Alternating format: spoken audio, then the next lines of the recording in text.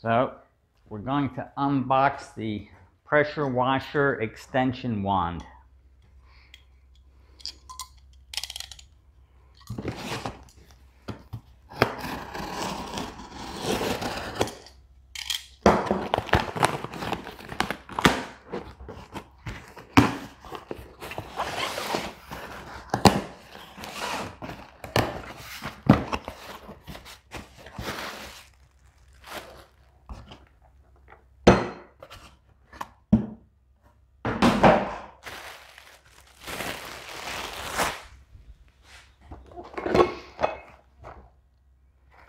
So, Tool Daily Pressure Washer Wand, 90 inches, M22 male, new, made in China.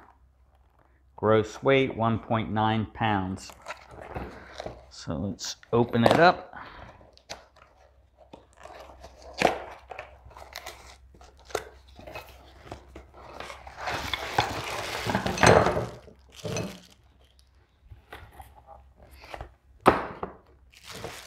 So, wand extensions. So let's get them unwrapped.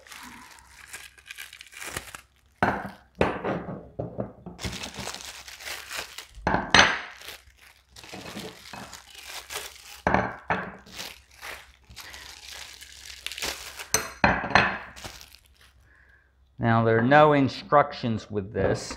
Hopefully none are needed.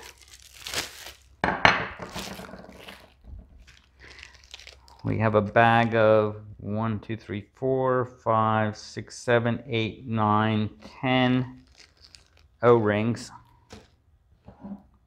They look like they're the same size O-rings that fit over the male threaded component of each section.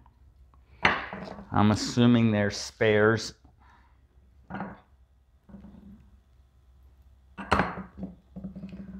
So let's see here.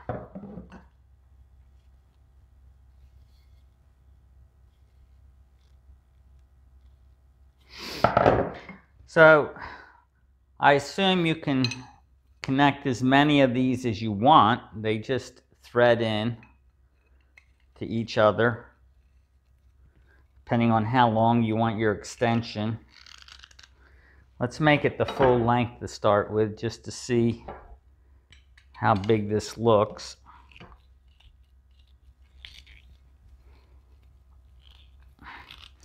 They go together easy enough.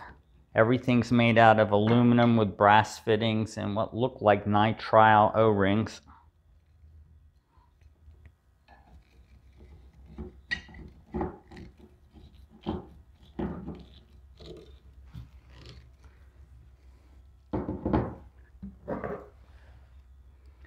And this particular extension has the quick connect fitting, female.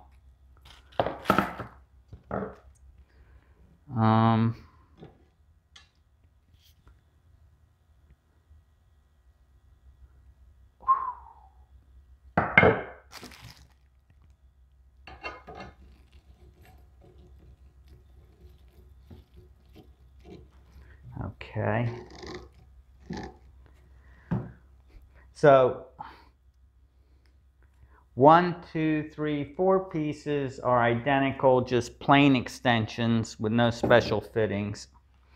And then 2 pieces have special fittings on the end. This one is just a male, I guess it's MPT fitting here. And this one has a quick connect. So I'm assuming, and let's see if I'm assuming correctly, I'm going to get my wand from my pressure washer. Just my exploding the plastic bubble wrap. All right, so here's my wand, and my quick connect fitting on the wand. And So I'm assuming this plugs in. Let me support this here.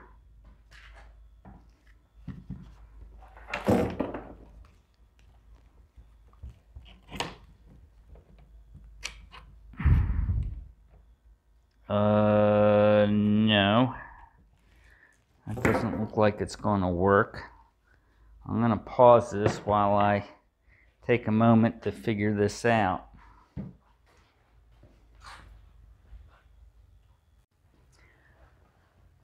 All right, I think I have it figured out. It appears there are two ways you can make the connection here. One way is simply to use this quick connect here to connect it into your wand. But that is kind of wobbly, which wouldn't be a problem if you were going to put your tip right here. But if you're going to extend another 7.5 feet beyond this, it's going to be too wobbly and probably break this thing off. This piece screws into the extension like the other extension pieces do. So in order to make this connection more secure to the wand handle and the trigger, you have to remove your original extension piece, which looks like it's about 18 inches. So you lose 18 inches of that. And you have to unscrew this one.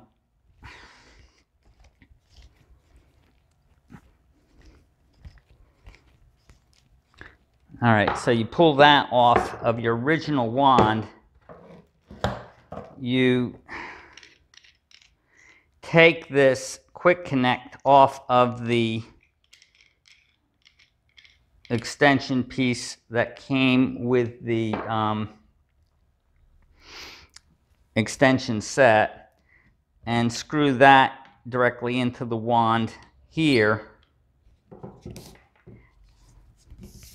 And then this end screws into here of the extension wand. And doing it that way, you're going to have a very secure fit. It won't be wobbly. And then you, I suppose as you're working along, you can add or remove extensions to alter the length of the extension as needed. And you just won't use your original, this piece from the original wand. So I'm going to just use the last piece to start with, which has the quick connect on the other end. And then this piece, which, let's see how long this is.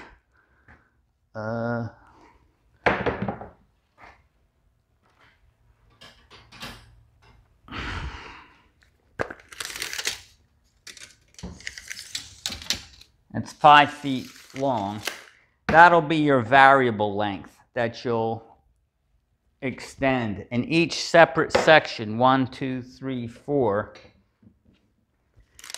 is about 15 inches. So I'm going to put this over here for a minute and connect. So the two end pieces are the permanent installation. Permanent in the sense as you're working with your tool, those two always stay in. And then you'll insert 1 to 4 additional 15-inch extensions between those two, depending on the length you want. Now, comparing this length, which is the shortest of the extension set, with the original wand, the difference in length is 9 inches. So it's 9 inches longer baseline. And let's just verify that our nozzles fit properly. So I'm going to take my yellow nozzle and we'll verify that it plugs into the quick connect that came with the kit. And it does, fits perfectly. All right, so now we're ready to go out and test it out.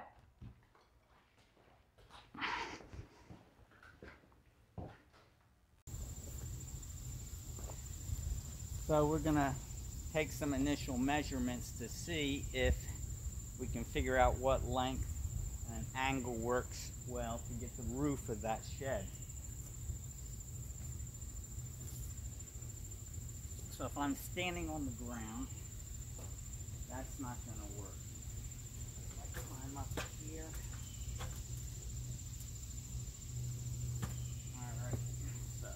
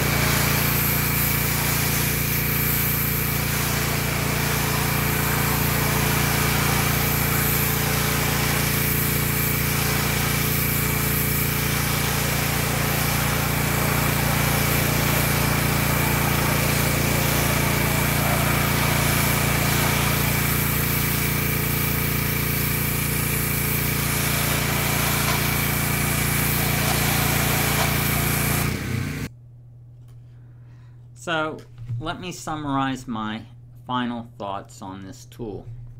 The tool will definitely fill a niche in power washing. It will help me reach places I could not previously reach easily with less need to climb on a ladder. I could reach up halfway at least to the second floor, but not all the way to the top of the second floor with this. That's without the aid of a ladder. What my thought was that the smaller, shorter, lighter tool, which this is, could be used to do a large part of the house, making it the amount of the house left over that would need to be done with a longer, heavier, harder to maneuver pole. There